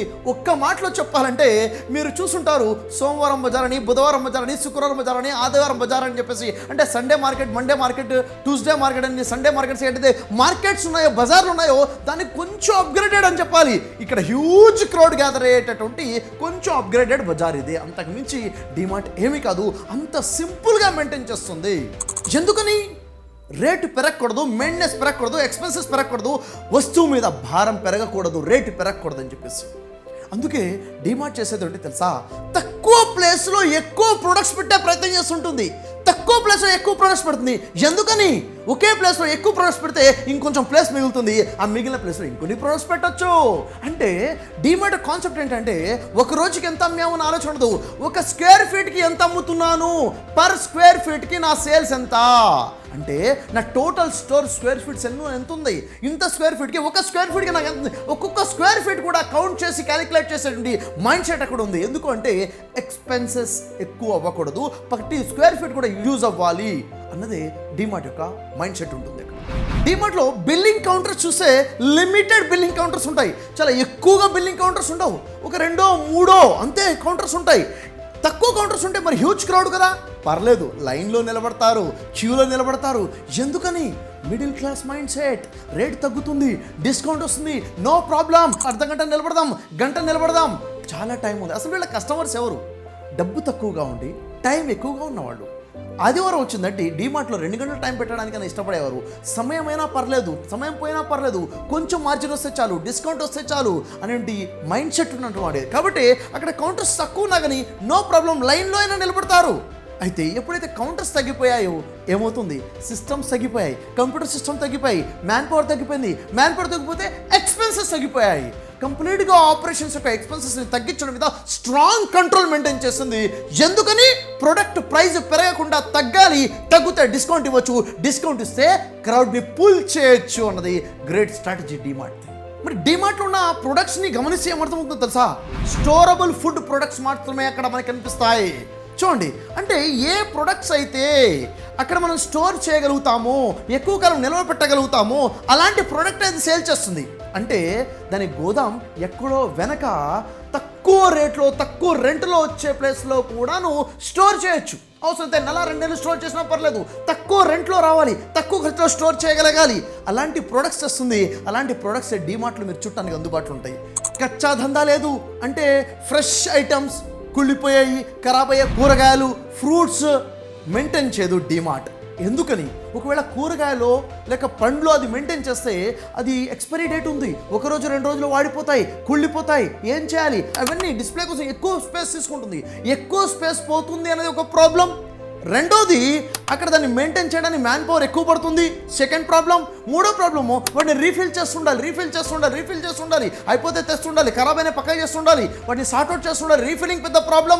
ఆ తర్వాత ప్రతిరోజు ట్రాన్స్పోర్టింగ్ కావాలి, ప్రతిరోజు లాజిస్టిక్స్ కావాలి, ఓవరాల్గా ఎక్స్పెన్సెస్ అవుతాయి. కాబట్టి అలాంటి ఏరియాని టచ్ చేయకుండా చాలా తెలివిగా డీమార్ట్ బిజినెస్ చేస్తుంది. డీమార్ట్ యొక్క 5th స్ట్రాటజీ ఏంటంటే సస్టైన్డ్ సక్సెస్ ఆఫ్ సేల్స్. ఏవైతే సేల్స్ ఉన్నాయో ఎప్పుడు కూడా సస్టైన్ అయి ఉంటుంది గ్రాఫ్, సేల్స్ గ్రాఫ్ సస్టైన్ అయి ఉంటుంది. ఫర్ ఎగ్జాంపుల్ చూడండి, మీరు బిగ్ బజార్ని ఎగ్జాంపుల్గా తీసుకుంటే బిగ్ బజార్లో ధమాకా ఆఫర్స్ ఉంటాయి. జనవరి 1st offer, new year offer, Diwali offer, Sankranti offer, Ashadham offer అని కనిపిస్తుంది. జనవరి 26th offer, August 15th offer, special days. ఈ స్పెషల్ డేస్లో చాలా క్రౌడ్ కనిపిస్తుంది బిగ్ బజార్లో. మరి బిగ్ బజార్ యొక్క సేల్ గ్రాఫ్ని చూస్తే ఇలా సేల్ గ్రాఫ్ ఉండి జనవరి 1st రాగానే హైక్ అయి పడిపోతుంది, తర్వాత ఆగస్ట్ 15th మరి హైక్ అయి పడిపోతుంది, స్పెషల్ ఆఫర్ దీపావళి రాగానే హైక్ అయి పడిపోతుంది. అంటే ఇక్కడ సేల్ ఎలా ఉంటుంది? పెరుగుతుంది, పడుతుంది. స్పెషల్ అకేషన్స్లోనే సేల్స్ పెరుగుతుంటుంది. ఇది జనరల్ మార్కెట్లో ఉన్నటువంటి స్ట్రాటజీ. కానీ డీమార్ట్ యొక్క సేల్స్ ఎలా ఉన్నాయి? డీమార్ట్లో ప్రతిరోజు జనవరి 1st, ప్రతిరోజు న్యూ ఇయరే, ప్రతిరోజు దివాళీయే, ప్రతిరోజు ఫెస్టివలే, ప్రతిరోజు కూడా డిస్కౌంటే. ఎందుకు ఇవ్వగలుగుతుంది? సింపుల్, ప్రతి స్ట్రాటజీ కౌంట్ అవుతుంది. ఇంచు మీద క్యాలిక్యులేషన్ ఉంది. అంటే 365 డేస్ కూడా డిస్కౌంట్ ఎలా ఇవ్వగలుగుతుంది? అసలు ఉద్దేశమే స్ట్రాటజీయే డిస్కౌంట్. కాబట్టి ప్రతి పాయింట్లో కూడా లో పర్చేసింగ్ రేట్ కాబట్టి ఇవ్వగలుగుతుంది. క్యాష్ డిస్కౌంటింగ్ పర్చేసింగ్ ఉంది, వాల్యూమ్ డిస్కౌంటింగ్ పర్చేసింగ్ ఉంది, హై వాల్యూమ్ పర్చేసింగ్ గిఫ్ట్స్ ఉన్నాయి, ఆపరేషన్ ఎక్స్పెన్సెస్లో కంట్రోలింగ్ ఉంది. ఇవన్నీ ఉండడం వల్లనే ఇది ఇంత డిస్కౌంట్స్ 365 డేస్లో కూడా ఇవ్వగలుగుతుంది. ఇదే ఇక్కడ ఒక సక్సెస్. వేరే రిటైలర్స్ వారికి రాని రేటుల్లో కూడా ఇది ఎలా ఇవ్వగలుగుతుందంటే కంప్లీట్గా క్యాష్ పేమెంట్ కానివ్వండి, హై వాల్యూమ్ పర్చేసింగ్ కానివ్వండి, కంట్రోలింగ్ ఆన్ ఎక్స్పెన్సెస్ కానివ్వండి, ఇవన్నీ కూడా క్యాలిక్యులేట్ అవుతున్నాయి. కాబట్టి 365 డేస్ కూడా డిస్కౌంట్ ఇవ్వగలుగుతుంది. ఎప్పుడైతే హ్యూజ్ డిస్కౌంట్ ప్రతిరోజు ఇవ్వడం జరుగుతుందో మరి కస్టమర్ సైకాలజీ ఏంటి? కస్టమర్ సైకాలజీ మోర్ డిస్కౌంట్ ఉంటే మోర్ పర్చేసింగ్ గ్యారంటీగా ఉంటుంది. ఏదో కొందామని వస్తాడు, ఏదో కొని వెళ్తాడు. 1 కొనడానికి వస్తాడు, 4 కొని వెళ్తారు. మీరు ఎవరినైనా డీమార్ట్కి వెళ్ళామన్నారండి, మీరు డీమార్ట్కి వెళ్తుంటే నేను మిమ్మల్ని అడుగుతాను, ఏమి కొందామని వెళ్తారు, ఏమి కొనుక్కొని వస్తారు? 1000 రూపాయలు పర్చేసింగ్ కోసం వెళ్తారు, 4000 రూపాయలు పర్చేస్ చేస్తారు. ఎందుకని? That is psychology. ఎప్పుడైతే తక్కువగా వస్తుందో ఇంకా తక్కువగా వస్తుందా ఇంకా తీసుకో, తక్కువగా వస్తుందా ఇంకా తీసుకో, తక్కువగా వస్తుందా ఇంకా తీసుకో. ఎలా ఉంటుందంటే సైకాలజీ, డీమార్ట్లోకి వెళ్ళి బయటికి వచ్చే వాళ్ళని చూసుకుంటే ఆ కవర్లో పట్టుకొని వస్తుంటే ఎలా ఉంటుందంటే ఫ్రీగా పంచుతుంటే తీసుకున్నారేమో అన్న ఫీలింగ్ వస్తుంది. అంటే ఇక్కడ డిస్కౌంటింగ్ కాన్సెప్ట్ చాలా ఎక్కువగా వర్కౌట్ అయింది. లోపలికి వెళ్ళగానే పెద్ద బాస్కెట్లు ఉంటాయి, బాస్కెట్ లేక ట్రాలీ ఉంటుంది. ఎంత అంటే అంత నింపుకో, నువ్వు ఎంత నింపినా దాంట్లో కనబడవు అనమాట. మీతో పాటు చిన్నపిల్లలు ఉంటే అక్కడ స్ట్రాటజీ చూడండి. చిన్నపిల్లలు ఏడిపిస్తుంటే మరి ఇంట్లో వదిలి రాలేము, ఇంట్లో ఉన్నదే ఇద్దరు, మరి పిల్లలు వదిలే అవకాశం లేదు. చిన్నపిల్లలను కూడా ఎత్తుకొని తీసుకొస్తే అక్కడ ట్రాలీ ఎలా ఉంటుందో ట్రాలీలో పిల్లల్ని కూర్చోబెట్టి నడిపించుకుంటూ వెళ్ళిపోవచ్చు. వాడు ఏడిపించాడు, వాడు తిరుగుతుంటాడు, సామాన్లు కొనుక్కుంటూ వెళ్తారు, బాస్కెట్ నిండిపోతుంది, ట్రాలీ నిండిపోతుంది. నిజంగా చెప్పాలంటే బల్క్ సేల్స్ అయిపోతున్నాయి. మరి ఇక్కడికి వచ్చే కస్టమర్స్ ఎవరు అంటే ఎవరైతే టైం స్పెండ్ చేయడానికి చాలా వీలుగా ఉన్నారో, అవసరమైతే హాఫ్ డేనే ఇచ్చేస్తారు. 20,000 శాలరీ ఉన్నవాళ్ళు, 30,000 శాలరీ ఉన్నవాళ్ళు, 50,000, 60,000, 1 lakh రూపీస్ శాలరీ ఉన్నవాళ్ళు వీళ్ళకి కావాల్సిందేంటి? ప్రతి మంత్ సేవింగ్, క్యాలిక్యులేషన్, లెక్కలు రాసుకుంటారు. ప్రతి 100, 200, 500, 1000 రూపాయలు కూడా కదుంది. ఎక్కడ చిట్టి కట్టాలి, పాల బిల్ ఏంటి, న్యూస్ పేపర్ బిల్ ఏంటి, రెంట్ ఏంటి, ప్రతి క్యాలిక్యులేషన్ ఉన్నప్పుడు వాళ్ళకి 1000, 2000 మిగలడమే చాలా ఎక్కువ. ఒక సబ్బు కొంటూ సబ్బు ఫ్రీగా రావాలి. కాబట్టి టైం వాళ్ళ దగ్గర ఉంది, వాళ్ళు వస్తారు. ఇదే సైకాలజీ మీద బేస్ చేసుకుని ఈ బిజినెస్ గ్రో అవుతుంది. డీమార్ట్ యొక్క స్ట్రాటజీస్లో మరొక స్ట్రాటజీ, 6th స్ట్రాటజీ ఏంటంటే లోకల్ ఇన్వెంటరీ. లోకల్ ఇన్వెంటరీ ఏంటండి? ప్రతి ప్రాంతానికి ఒక స్పెషలైజేషన్ ఉంటుంది, ప్రతి రాష్ట్రానికి ఒక స్పెషలైజేషన్ ఉంటుంది. ఒక రాష్ట్రంలో ప్రోడక్ట్ చాలా ఎక్కువగా ఇష్టపడే వాళ్ళు ఉంటారు, ఒక రాష్ట్రంలో ప్రోడక్ట్ ఎక్కువగా సేల్ అవుతుంది. ఈ ప్రాంతంలో వాడే వస్తువు ఆ ప్రాంతంలో వాడకపోవచ్చు. కానీ డీమార్ట్ ఎప్పుడైనా ఒక ప్రాంతానికి వెళ్తుందంటే ముందు అక్కడ R&D చేస్తుంది, రీసెర్చ్ అండ్ డెవలప్మెంట్ చేస్తుంది.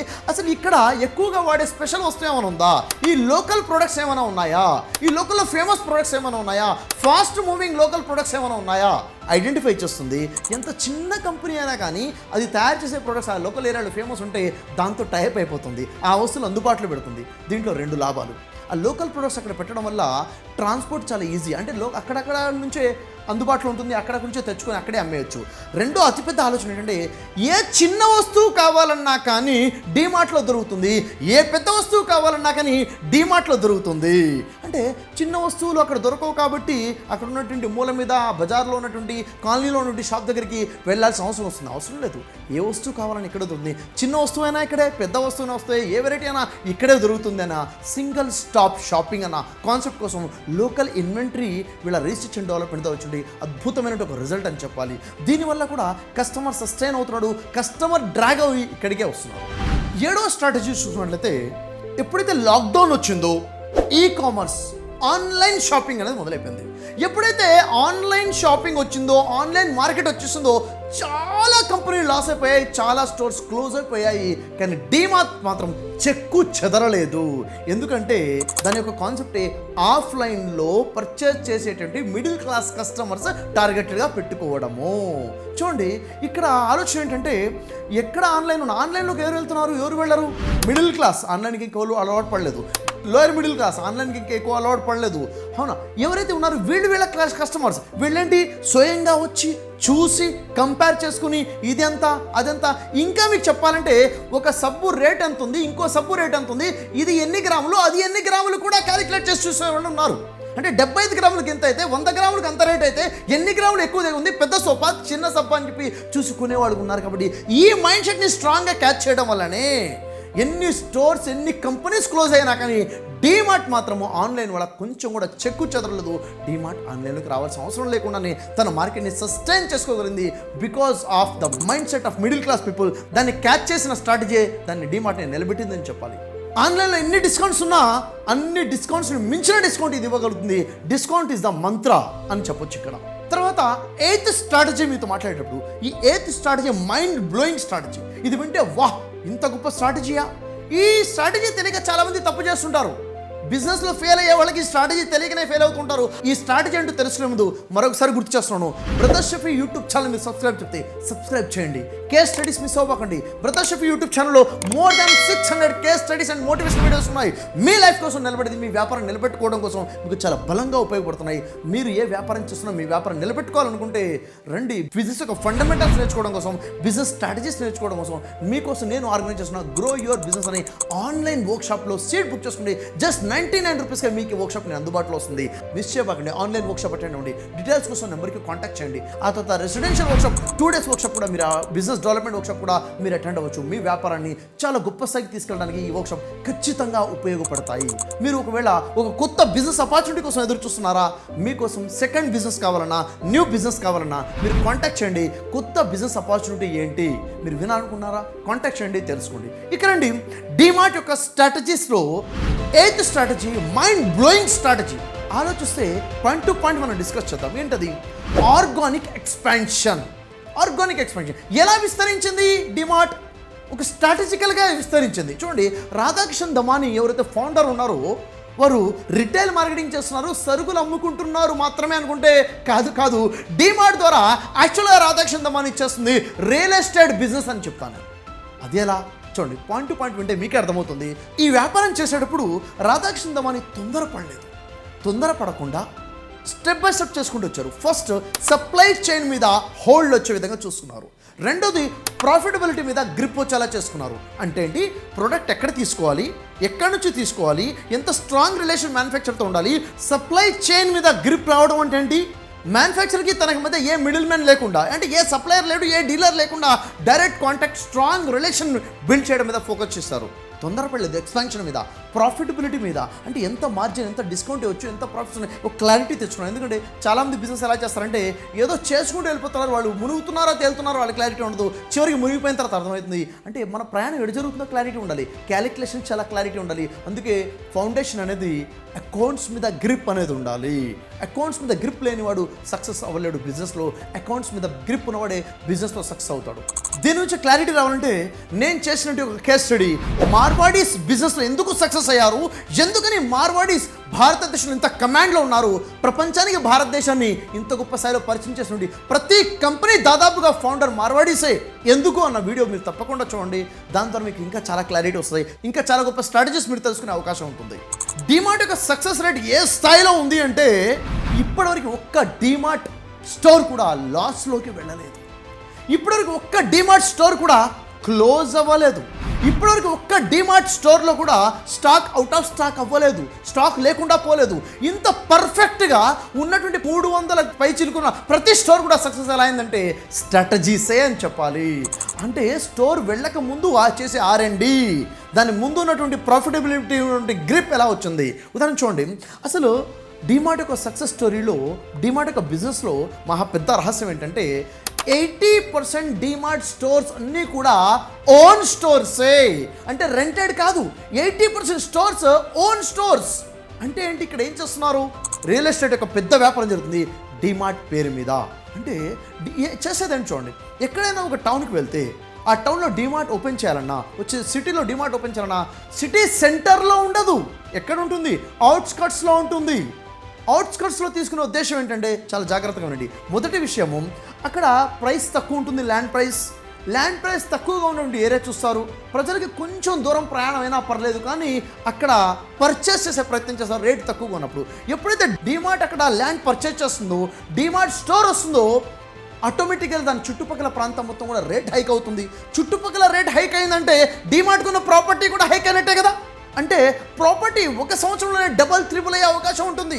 అంటే ఒకటి ల్యాండ్ వాల్యూ, ప్రాపర్టీ వాల్యూ పెరుగుతుంది. ఇది మొదటి స్ట్రాటజీ. రెండో స్ట్రాటజీ ఏంటిది, మరి స్టోర్ దూరంగా ఉంటే ఎవరు వస్తారు సార్, ఖచ్చితంగా వస్తారు. ఒక వస్తువు కావాలంటే పక్కన కొనుక్కుంటారు, ఇక్కడ రావాలంటే బల్క్ కొనాలన్న మైండ్ సెట్తోనే వస్తారు. బల్క్ కొనే మైండ్ సెట్తో వస్తారు కాబట్టి బల్కే కొంటారు. డిస్కౌంట్ ఉన్నవాడు లైన్లో నిలబడతాడు, లాంగ్ జర్నీ అయినా చేస్తాడు. ఇదే మైండ్ సెట్ స్టడీ చేస్తుంది డీమార్ట్ యొక్క ఫౌండర్ రాధాకిషన్ దమాని. ఆ మైండ్ సెట్ని క్యాచ్ చేస్తాడు కాబట్టి, ఆ పల్స్ అర్థమైంది కాబట్టి బిజినెస్లో సక్సెస్ అయ్యారని చెప్పొచ్చు.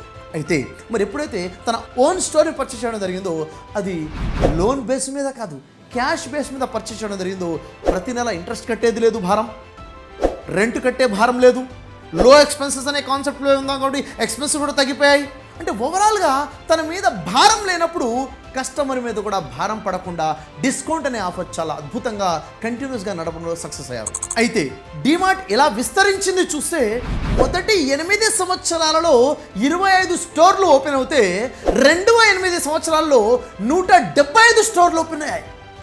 ఇంత డ్రాస్టిక్ చేంజ్ ఎలా? ఇక్కడ 25 స్టోర్లు, ఇక్కడ 175 స్టోర్లు. ఇది 8 సంవత్సరాలు, ఇది 8 సంవత్సరాలు. ఏం జరిగింది చూడండి. మీకు ఒక ఎగ్జాంపుల్ చెప్తాం. ఫర్ ఎగ్జాంపుల్, ఒక స్టోర్ ఓపెన్ అవ్వడానికి 15 లక్షలు ఖర్చు అవుతుంది అనుకోండి. ఎగ్జాంపుల్ చెప్తున్నాను నేను మీకు, ఉదాహరణ మీకు అర్థం అవ్వడానికి. 15 లక్షల రూపాయలు ఒక స్టోర్ ఓపెన్ అవ్వడానికి అవుతుంది. అయితే స్టోర్ ఓపెన్ చేసేస్తారు, ఫస్ట్ స్టోర్. ఈ ఫస్ట్ స్టోర్ నుంచి ఒక సంవత్సరానికి వచ్చే లాభాలు ఎంత? 5 లక్షలు. రెండో సంవత్సరం ఎంత వస్తుంది? 5 లక్షలు. మూడో సంవత్సరం ఎంత వస్తుంది? 5 లక్షలు. అంటే 5, 5, 5 అంటే 15 లక్షల లాభం జరిగింది. అంటే 3 సంవత్సరాల తర్వాత ఏమైంది? ఆ డబ్బులతోనే, జేబులో డబ్బులు కాదు, అక్కడొచ్చిన డబ్బులతోనే రెండో స్టోర్ ఓపెన్ అయింది. ఇప్పుడు ఎన్ని స్టోర్స్ అయిపోయాయి? 2 స్టోర్స్. ఒక స్టోర్ నుంచి 5 లక్షల లాభము, ఇంకో స్టోర్ నుంచి 5 లక్షల లాభము. అంటే ఒక సంవత్సరానికి 10 లక్షలు వచ్చాయి. సంవత్సరంన్నరలోనే 1.5 ఇయర్లోనే 15 లక్షల లాభం వచ్చింది. అంటే మూడో స్టోర్ ఓపెన్ అయిపోయింది. 3 స్టోర్లు ఉన్నప్పుడు ఒక్కొక్క స్టోర్ నుంచి 5 లక్షలు 5 లక్షలు 5 లక్షలు అంటే ఏంటి? ఒక సంవత్సరానికి 15 లక్షలు వచ్చాయి. అంటే ఒక సంవత్సరంలోనే 4వ స్టోర్ వచ్చేసింది. ఈ విధంగా ఆ స్టోర్లలో వచ్చే ఆదాయంతోనే స్టోర్లు పెంచుకుంటూ వెళ్ళారు తప్ప పెట్టుబడి జేబులోంచి పెట్టుకుంటూ వెళ్ళలేదు రాధాకిషన్ దమాని గారు. ఎప్పుడైతే 50 స్టోర్లు వచ్చేసాయో, 50 స్టోర్లు వచ్చిన తర్వాత 50 స్టోర్ల మీద వచ్చే ఆదాయం, ఫర్ ఎగ్జాంపుల్ ఒక్కొక్క స్టోర్ నుంచి 5 లక్షలు 5 లక్షలు 5 లక్షలు అనుకున్నా కానీ 50 స్టోర్ల నుంచి 5 లక్షలు అంటే 2.5 కోట్లు. 15 లక్షలు స్టోర్ అంటే ఈజీగా 16 స్టోర్లు ఒకే సంవత్సరంలో ఓపెన్ చేయగలరు. ఇలాగే తన సక్సెస్ఫుల్గా తను 300 పైచలకు స్టోర్స్ ఓపెన్ చేయడంలో సక్సెస్ అయ్యారంటే ఎక్స్పాన్షన్ అనేది గొప్ప స్ట్రాటజీ. ఒక స్టోర్తో మొదలై ఈరోజు 300 స్టోర్ల దాకా వెళ్ళారంటే ఈ ఫౌండేషన్ స్ట్రాంగ్గా ఉండడమే, ప్రతి పాయింట్ మీద ఒక్కొక్క స్క్వేర్ ఫీట్ని క్యాలిక్యులేట్ చేసుకోవడం వెళ్ళడం వల్లనే ఈరోజు డీమార్ట్ సక్సెస్ అని నేను చెప్పాలి. వినడానికి చాలా సింపుల్గా ఉన్న స్ట్రాటజీసే, కానీ అమలులో పెట్టడం చాలా ఇంటలెక్చువాలిటీ కావాలి. ఈ స్ట్రాటజీస్ వల్ల వచ్చిన లాభాలు ఏంటంటే 2009లో 600 కోట్ల సేల్స్ ఉన్నటువంటి డీమార్ట్ 2017కి వచ్చేసరికి 12,000 కోట్ల సేల్స్ వచ్చేసింది. ఇంత 600 ఎక్కడ, 12,000 ఎక్కడ, ఇంత ఎక్కువ చేంజ్ తీసుకొచ్చేసింది అంటే దాని యొక్క స్ట్రాటజీస్ చాలా బలంగా ఉపయోగపడ్డాయి. కాబట్టి ఇక్కడ మనకు తెలిసిన విషయం ఏంటంటే, ఏదైతే మన ఈ వీడియో స్టార్టింగ్లో మనం మాట్లాడుకున్నామో, నేను మాట్లాడుతున్న 3 వ్యక్తులు ఒక వ్యక్తి చెప్పాడు ఇంత డిస్కౌంట్స్ ఎలా వస్తున్నాయి అంటే, అక్కడ సెకండ్ క్వాలిటీ, థర్డ్ క్వాలిటీలో ఉన్నటువంటి ప్రొడక్ట్స్ని ప్యాకింగ్ చాలా బాగా చేయించి అమ్ముతున్నారు అంటే అది సెకండ్ క్వాలిటీ ప్రొడక్ట్స్, అవి మోసం చేస్తున్నారు, ఘరానా మోసం అని ఏదైతే చెప్పాడో అది వాస్తవం కాదు. అది కేవలము ఒక అవగాహన రాహిత్యం వల్ల మాట్లాడే మాటలు. డీమార్ట్ని ఎవరైనా కానీ ఎలా గుర్తుపడతారు? చాలా బెస్ట్ స్టోర్ అని గుర్తుపట్టరు, డిస్కౌంట్ స్టోర్ అని గుర్తుపడతారు. దాని స్ట్రాటజీ అది. కాబట్టి ఆ విధంగా వచ్చింది. ఏ క్వాలిటీ అయితే మార్కెట్లో దొరుకుతుందో అదే క్వాలిటీ ప్రొడక్ట్స్ డీమార్ట్ అమ్ముతుంది. మొదటి విషయం. రెండో విషయం, సార్ సైకలాజికల్గా ట్రాప్ చేస్తున్నారు, ప్రజలు ట్రాప్ అయిపోతున్నారు. వాస్తవమే, ట్రాప్ అవుతున్నారు. 100 రూపాయల వస్తువు మీకు 70 రూపాయలకు వస్తుంది, ఒకటి కొంటే ఒకటి ఫ్రీ వస్తుంది, 2 కొంటే ఒకటి ఫ్రీగా వస్తున్నాయంటే బల్క్లో కొంటున్నాం కదా. ఒకటి కొనాలని వెళ్ళి ఎవడు 4 కొంటున్నాడు కదా. 1000 రూపాయలు ఖర్చు పెట్టాలంటే 5,000 ఖర్చు అవుతున్నాయి కదా. మరి ఇది ట్రాపా కదంటే వాస్తవమే అది. మరి దీనికి సొల్యూషన్ ఏంటి? దానికి సింపుల్ సొల్యూషన్ చెప్పాలంటే మీకు కంట్రోలింగ్ పవర్ ఉండాలి, మీకు క్లారిటీ ఉండాలి. క్లారిటీ మిస్ అయ్యారా కన్ఫ్యూజ్ అయిపోతారు. కన్ఫ్యూజ్ అయిపోయి 1+4 కొంటారు. క్లారిటీతో వెళ్ళండి. మీరేం కొనాలో లిస్ట్ రాసుకోండి. లిస్ట్ రాసుకొని వెళ్ళండి. నాకు ఈ వస్తువు కావాలి, ఇంత క్వాంటిటీలో కావాలి. లిస్ట్ రాసుకొని వెళ్ళండి. అక్కడ వెళ్ళిన తర్వాత టిక్ కొట్టుకొని ఎక్సెస్గా ఏది కొనొద్దని చెప్పు అన్న ఆలోచనతో వెళ్ళండి. అంతే కొనుక్కొని రండి ఫస్ట్. రెండోది, నా దగ్గర ఇంత బడ్జెట్ ఉంది, ఈరోజు దీనికి ఖర్చు పెట్టడానికి, దీనికి ఇంతే ఖర్చు పెడతాను అని వెళ్ళండి. ఒకవేళ టోటల్ బిల్ ఎక్కువైతే దాని నుంచి 2 ప్రోడక్ట్స్ తీసేసి మీరు అనుకున్న ప్రైస్లోనే కొనండి. ఒకటి లిస్ట్ మెయింటైన్ చేయడం ద్వారా, రెండోది ఇంత ప్రైస్లో నేను పర్చేసింగ్ అవ్వాలన్న ఆలోచన ద్వారా మీరు ఖచ్చితంగా ఈ ట్రాప్ అని ఏదైతే అంటున్నామో ఈ ట్రాప్లో రాకుండా మీరు కంట్రోల్లో ఉండే ఖచ్చితమైన అవకాశం ఉంటుంది. మరొక విషయం ఏంటంటే, డబ్బున్నా లేకపోయినా క్రెడిట్ కార్డ్స్ ఉన్నాయి కదా అన్న ఆలోచన. క్రెడిట్ కార్డ్ యూస్ చేయడం బంద్ చేయండి. ఎందుకంటే క్రెడిట్ కార్డ్ అనేది నిజమైన ట్రాప్. ఆ ట్రాప్లో రాకుండా బయటపడే ప్రయత్నం చేయండి. క్యాష్తో పర్చేస్ చేయండి. ఇక్కడ మనం గమనించాల్సింది ఏంటంటే, మార్వాడీస్ బిజినెస్ ఎందుకు సక్సెస్ అయ్యారు అంటే ఒక స్ట్రాటజీ నేను వీడియోలో చెప్పిన మళ్ళీ ఇక్కడ గుర్తు చేస్తాను. వాళ్ళు they earn first, they spend later. అంటే ఫస్ట్ సంపాదిస్తారు, తర్వాత ఖర్చు పెడతారు. వేరే వాళ్ళు ఏం చేస్తారంటే ముందు ఖర్చు పెడతారు, తర్వాత సంపాదిస్తారు. ఎందుకంటే క్రెడిట్ కార్డ్స్ అనే లోన్స్ అనే కాన్సెప్ట్ వల్ల. సో మరి ఈరోజు ఇంత డీటెయిల్గా మీకు కేస్ స్టడీ ఇచ్చాను. ఖచ్చితంగా మీ అందరికీ నచ్చిందని అనుకుంటాను. మీకు ఏ స్ట్రాటజీ నచ్చిందో కామెంట్ చేయండి. మీరు చేస్తున్న వ్యాపారంలో ఏ స్ట్రాటజీ మీరు ఇంప్లిమెంట్ చేయబోతున్నారో అది కూడా నాకు స్ట్రాటజీ ఇవ్వండి. మీ లైఫ్లో ఏమైనా ఆలోచనలు మారాయా? మీ వ్యాపారానికి ఇది ఉపయోగపడుతుందా లేదా? ఎలా మీ కామెంట్ చేయండి, నేను చదువుతాను మీ కామెంట్స్. సబ్స్క్రైబ్ చేయండి. మళ్ళీ కలుద్దాము ఇలాంటి అద్భుతమైన వీడియోస్ ద్వారా. మీ ఫ్రెండ్స్కి షేర్ చేయండి, మీకు తెలిసిన వాళ్ళకి షేర్ చేయండి. మీరు నిజంగా బిజినెస్ మ్యాన్ అయితే ఈ వర్క్షాప్ అటెండ్ అవ్వండి. గ్రో యువర్ బిజినెస్ అనే ఆన్లైన్ వర్క్షాప్. కొత్త బిజినెస్ కావాలంటే కాంటాక్ట్ చేయండి. Thank you very much. Business భారంగా మారిపోయిందా? బిజినెస్ స్ట్రాటజీస్ నేర్చుకుని నష్టాల నుంచి లాభాలకి బిజినెస్ తీసుకెళ్లాలనుకున్నారా? మీకోసమే గ్రో యువర్ బిజినెస్ అని 3 hours ఆన్లైన్ వర్క్షాప్, 3,000 రూపీస్ ఉన్న ఈ వర్క్షాప్ కేవలం 99 రూపీస్ మాత్రమే ఆర్గనైజ్ చేయడం జరుగుతుంది. ఆరోగ్యమే మహాభాగ్యం అన్న విషయం కేవలం అనారోగ్యాలు వచ్చిన తర్వాతనే అర్థమవుతున్నాయి. ఆరోగ్యంగా ఉన్నవాడికి అర్థం అవ్వట్లేదు. నేను నా కుటుంబంలో ఉన్న వాళ్ళందరూ కూడా ఆరోగ్యంగానే ఉన్నాము అని మీరు చెప్పగలరా? అసలు ఈ విషయంగా ఎవరైనా చెప్పగలుగుతారా? ఈ విధంగా మన సమాజంలో ఆరోగ్యవంతమైన కుటుంబాలు మిగులున్నాయంటే లేదనే చెప్పాలి. అనారోగ్యమైన సమాజము, అనారోగ్యమైన కుటుంబాలు. కానీ ఒక 20-25 సంవత్సరాల క్రితము ఇదే ప్రశ్న అడిగితే ఆరోగ్యవంతమైన సమాజం ఉంది, ఆరోగ్యవంతమైన కుటుంబాలు ఎన్నో ఉన్నాయి. ఎందుకని ఆరోగ్యవంతమైన సమాజం అనారోగ్యంగా మారిపోయింది? ఎందుకని అనారోగ్యం ఇంత చోటు చేసుకుంది? 90 సంవత్సరాలు 100 సంవత్సరాలు బతికి ఈ మానవుడు 50-60కి ఎందుకు పడిపోయాడు? ఇక్కడ మానవుడు ఏదో పెద్ద తప్పు చేశాడు. మానవ జీవన విధానంలో ఏదో పెద్ద మార్పు జరిగింది. దాని కారణంగానే పూర్తిగా ఆరోగ్యాన్ని కోల్పోయాం. మానవుడు ఎదుర్కొండే అతిపెద్ద సమస్య ఇంకేదైనా ఉంది అంటే ఆర్థిక సమస్య, ఆర్థిక సంక్షోభం. ఒకవైపు ఆరోగ్య సమస్యలు, ఇంకోవైపు ఆర్థిక సమస్యలు. నిజంగా కనుక మీరు ఒక మంచి లైఫ్ లీడ్ చేద్దాము, ఆరోగ్యవంతమైన కుటుంబం కావాలి, నాకు నా కుటుంబానికి నా తల్లిదండ్రులకు మంచి ఆరోగ్యం కావాలి అన్నది మీ ఆలోచనే ఉంటే ఆర్థికంగా నిలదొక్కుకోవాలి, ఆర్థికంగా ఒక గొప్ప స్థాయికి వెళ్ళాలి, ఒక మంచి వ్యాపారం చేయాలి అన్న ఆలోచన కనుక ఉంటే ఈ 2 ప్రశ్నలకి ఒకే సమాధానం. నేను మిమ్మల్ని ఆహ్వానిస్తున్నాను. ఒక మంచి వ్యాపారం చేస్తూ ఆర్థికంగా ఉన్నత స్థాయికి వెళ్తూ కుటుంబాన్ని ఆరోగ్యంగా ఉంచుకునేందుకున్నటువంటి గొప్ప అవకాశం తెలుసుకునేందుకు ఈ కార్యక్రమానికి అటెండ్ అవ్వండి. ఈ నెంబర్కి మీరు కాల్ చేయండి, డీటెయిల్స్ తెలుసుకోండి. రండి, కలిసి ఆరోగ్యంగా సమాజాన్ని నిర్మిద్దాం, ఆర్థికంగా ఉన్నత స్థాయికి వెళ్దాం.